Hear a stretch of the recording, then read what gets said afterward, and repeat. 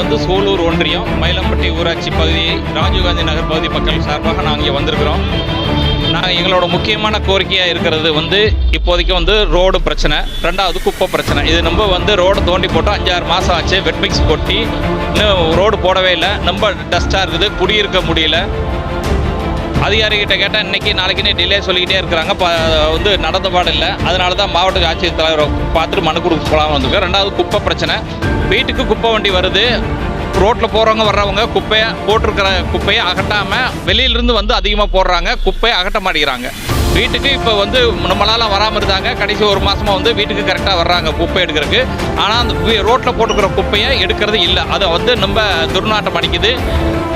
சரியான இது இல்லை. அதுக்காக தான் நாங்கள் மனு கொடுக்க வந்திருக்கோம். ரெண்டாவது தண்ணி பிரச்சனை. எங்கள் ஏரியாவில் புதுசாக ஆகிருக்கிற இது வந்து குடியிருப்பு பகுதி வந்து புதுசாக ஆகிட்டு இருக்குது. டெய்லி அதிகமாக வீடு ஆகிட்டு இருக்குது. அந்த வீட்டுக்கு தகுந்த மாதிரி கட்டமைப்பு, குடிநீர் கட்டமைப்பு ரொம்ப கம்மியாக இருக்குது. குடிநீர் கொள்ளளவு ரொம்ப கம்மியாக இருக்குது. வாட்டர்மேனுக்கிட்ட கேட்டால் தண்ணி வரல, அதிகமாக வாங்கி கொடுத்தா தான் பண்ண முடியும்னு சொல்கிறாங்க. குடிநீர் பிரச்சனைக்கு முக்கியமான பிரச்சனையாக இருக்குது. இது எதை தீர்வு காணணும்னு சொல்லி தான் மாவட்ட ஆட்சித்தலைவர் சந்தித்து மனு கொடுக்க வந்திருக்கோம்.